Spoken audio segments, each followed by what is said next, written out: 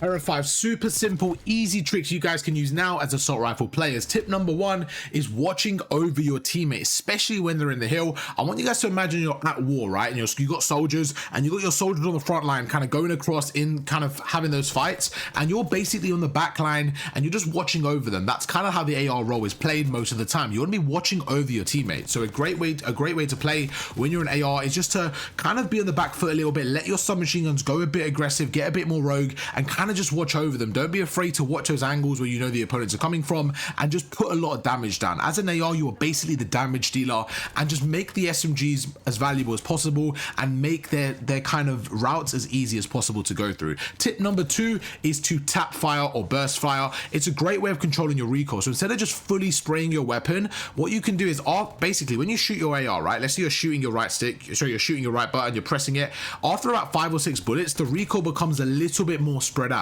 So what you want to do is you want to shoot a few bullets at a time and stop. Basically, the first few bullets of your weapon are easier to control. So if you shoot, say, 6 bullets and then stop, and then 6 bullets and stop, it's easier to control those 6 bullets than if you were to shoot, say, 30 in a row. So don't be afraid if you see someone on a head glitch or someone a bit out, don't be afraid to shoot a few bullets and stop just for that 1 millisecond and then shoot again. It will be easier to control your recoil overall in the fight. Tip number 3 is stretching the map. Whenever you're playing, don't be afraid to stretch the map, like either vertically or horizontally, right? So protocol, for example, don't be afraid to stretch the map. Go all the way on the bottom, go all the way on the top. Don't be afraid to have layers to the game. And the main thing is stretching the map vertically, right? So is it vertically or horizontally? Whatever it is, left and right. I think it's horizontally, but you want to stretch the map. So for example, I think protocol P1 is a great example. Don't be afraid to go to the outer helicopter. Don't be afraid to go all to the outer skirts, because you're playing more of an off angle. It's really important because they're not going to look at you and you have easier shots to hit. Tip number 4 is using your cover.